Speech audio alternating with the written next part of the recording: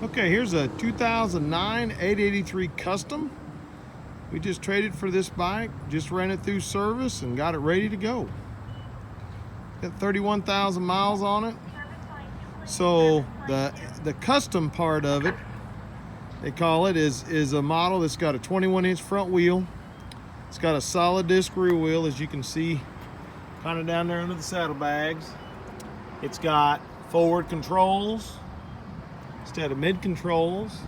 The handlebars kind of come back at you, and the speedometer is mounted underneath of the handlebars. So that's, and then it's also got a 4.3 gallon tank.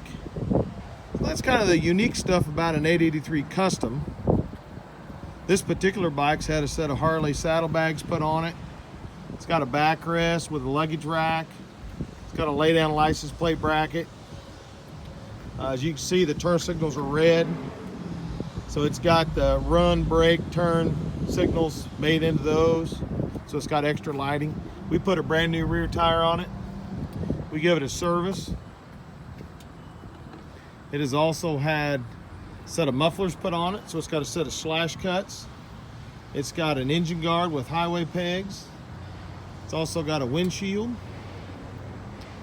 It's got a LED headlight.